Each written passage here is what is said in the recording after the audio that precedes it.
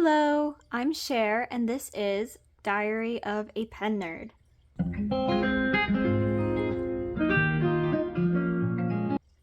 So, today, what we have is something that's not strictly pens related, but it is close enough, so I will allow it. It's something that I like to do, that I have a lot of fun doing, and that is painting with fountain pen ink. And one reason why I really like fountain pen ink for painting is because it's so easy to use and get something that looks really good.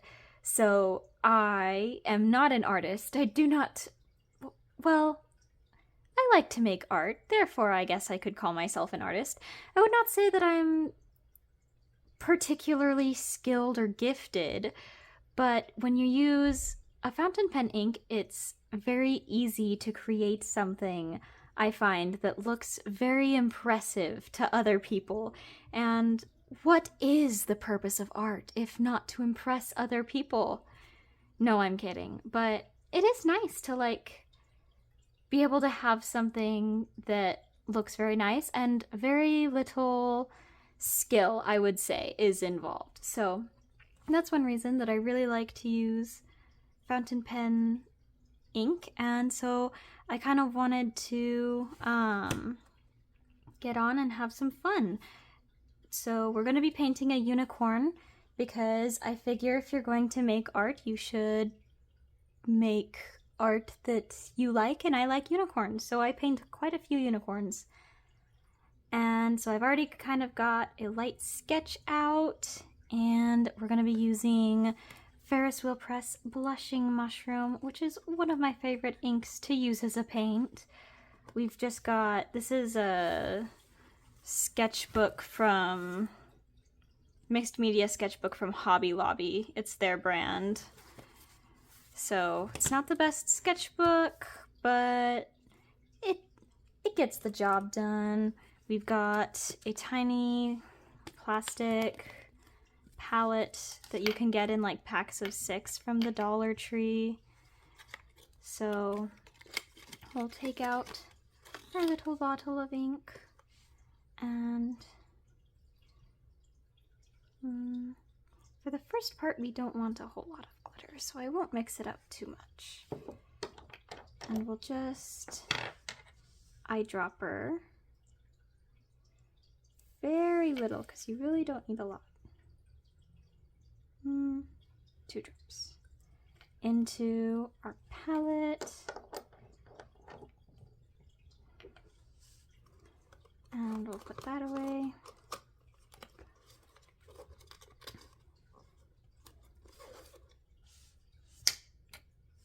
All right. I'm gonna make a mess. And so for this first part, we really do not want a whole lot of ink. We want it to be kind of watered down almost. See? Look at that. That's nice. We'll kind of just brush it on.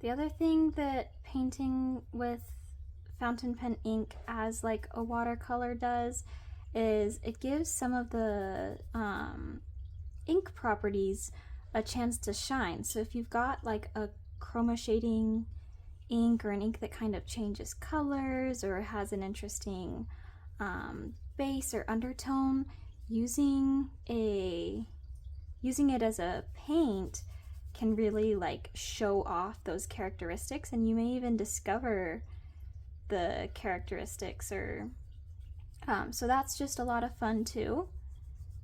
And also it's just really relaxing. It's I already have my little sketch, so now I'm filling it in like it's a coloring book. And I like that it all kind of just comes together. And it's also really easy to get shade gradients based on just how much water you use.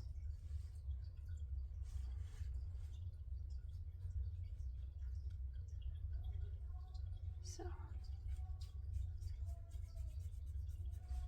kind of.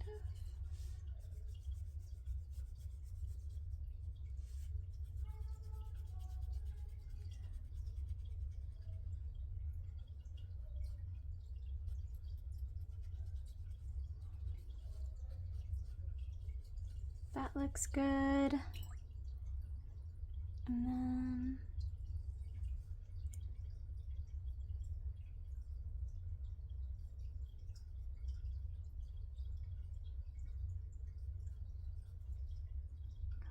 fill in the face and the ears.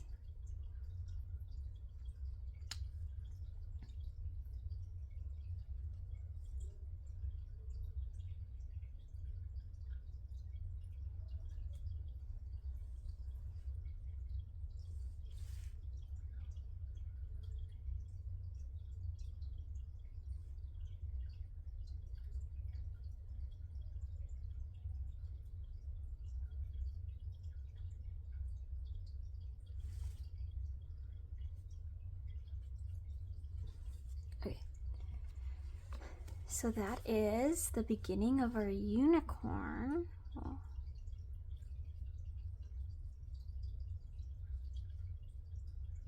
the other thing I paint a lot of is mushroom houses. Houses that are also mushrooms that have little houses in them. Because yeah, if you're gonna paint something, like, it might as well be something that you like. So now that we have kind of done this part, is one of the things that we get into. Oh my gosh. Ah, I did not get the cap on. Spraying ink everywhere. That's crazy. I had no idea. LOL. Huh. That's why this is always an adventure. Oh gosh. That was a lot of ink that just fell out. So, don't do what I just did. That's not helpful. Now I've got this glitter spot on my wood. That's okay. I almost kind of like getting little spots and whatever on my desk. This is an old wooden roll top desk, actually. I'm not gonna try and mess with that right now. That we got at a yard sale when I was like a little kid, but well, not too little. I was maybe 8 or 9, maybe 10. Oh, some on the bottom too. It's just finding more and more. Well, now I have ink on my hands. I always have ink on my hands. But 8, 9, 10, somewhere in there, we bought the desk at a yard sale, and on the way home, it broke. So it was a full desk, but it broke, and so it had this drawers compartment underneath, like this. It was like on a stand, and there was drawers to one side, and then like a space for the chair on the other side. Well, that part completely fell apart, but my mom saved the roll top, and so it sat in the shop in our backyard for years and years and years, until one summer I was like, Mom, do we still have that roll top desk? She's like, we still have the top of it. And so I went out and sanded it and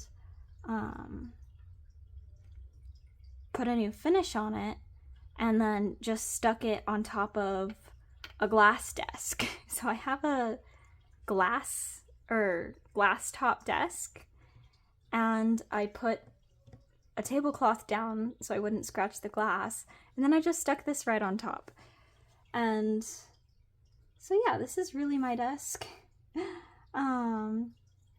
And I like getting little scratches and dents and different like spills or whatever on it, because then, you know, it really, like, this desk really could not belong to anyone else, and you couldn't get it at a store, and like, it's really, really mine.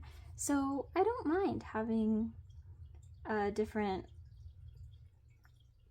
scratches or ink stains or whatever on my desk. And you know, at the end of the day, none of it's really permanent. If it ever struck my fancy, I could take it back out to the shop and sand it down and put a new finish on it, or get rid of it and get a new desk, though I don't see myself doing that in the foreseeable future because I like this desk so much. So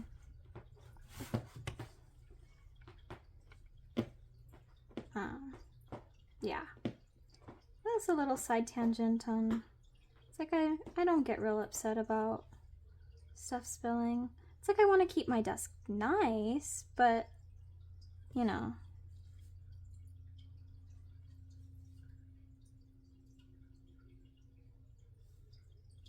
Oh, that's cool. It's not really what I was going for, but that's cool. You can hear my cat begging to be loved. Yeah. But I was giving her love maybe like 20 minutes before we started filming, and I guess I was trying to brush her fur out, and well, I had finished brushing her fur out, and now I was trying to take the fur that I had brushed off of her away, and she didn't like that, so she scratched me. And actually I have a little band-aid on my finger because she scratched me. Oh my gosh. And now she requires to be loved again. So she's a very needy cat. She thinks if she hasn't been loved for like 20 minutes that she's just gonna wither away. She's convinced. She thinks she's starving. She's like, no one has ever loved me, and I am a poor peasant child. And she's just so dramatic like that, you know? You know how cats are.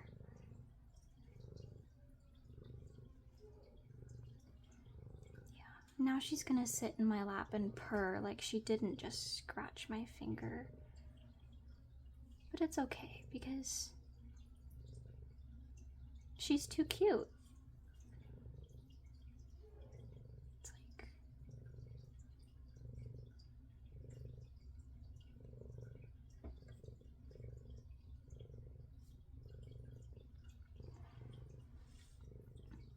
so for these parts, I don't dilute the ink nearly as much, and I try to leave some of the glitter in, though I don't think it's really working out this time. But I'll put it in the hooves. That's the other thing.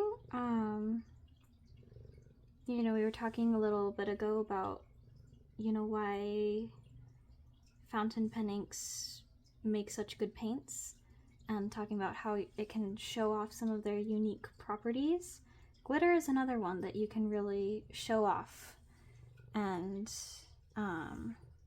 enunciate in your painting to kind of give it a little bit more flair. Oh, see, there we go. There's some more glitter.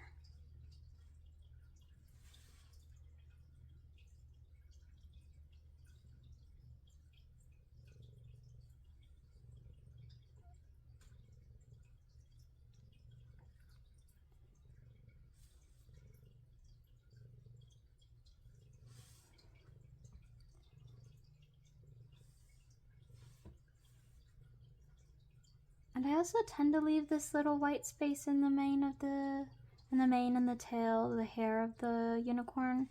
That's really just a stylistic choice. And then I like to add the little scruff on the hoops because I think that's pretty. Oh, and she's back. Yeah, just walk right over it. Good idea.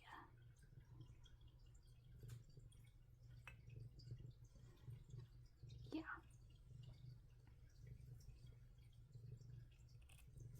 Good thing our ink is all tight and secure. She's not gonna spill it like I did.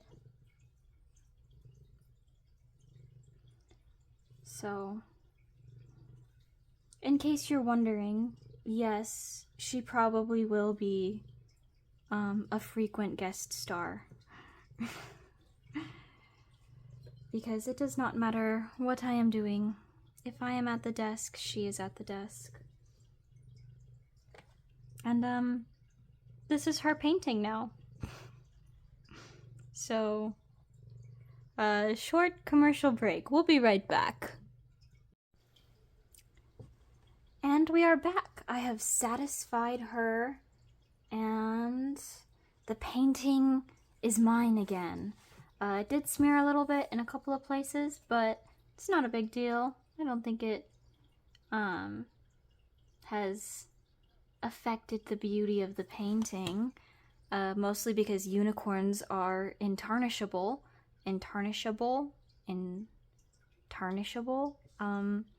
They are not able to be tarnished. So, for the very last step of painting the unicorn, you may be thinking, but Cher, isn't this just a purple horse? And right now you would be correct, but never fear. I have this writing ink that is actually not very good for writing because it's too thick, even when I use it on, or at least when I use it on my glass dip pen. I haven't tried it on like a different kind of dip pen. So perhaps we would see. But this is a writing ink that I got from a Renaissance festival. Oh, Band-Aid coming off. And I like to use this as a paint too, because why not? So this one you need even. Oh my gosh. I was about to drop water into my ink. You need even less of this than the whatever fountain pen ink you are using. And you can complete your painting without a special fancy gold ink, but I like to use the special fancy gold ink. It brings me happiness, and that is the point of all of this. So that is what we will do, and we paint on the horn.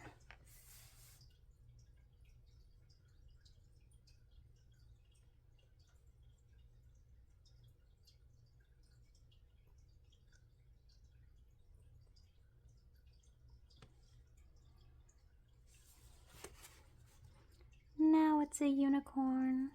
And then as for like finishing touches, I do like to do these little sparkles, because I think unicorns deserve to be sparkly. And the sparkles really are just T's, like lowercase t's.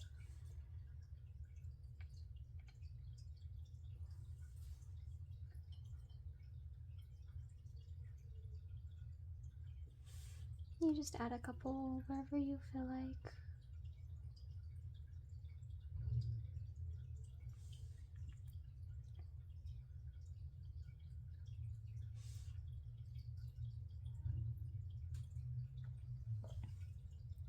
And voila, your very basic unicorn painting is complete and looks, I would say, fairly impressive for what it is, which is just, you know, a quick little color fill in. And, you know, it's not necessarily meant to be something that I'm gonna go hang in the Louvre, but it's just a fun little relaxing way to sit down and have a little bit of playtime. I love getting to play with my inks and find new and interesting ways to use them and to get to see more of their unique properties.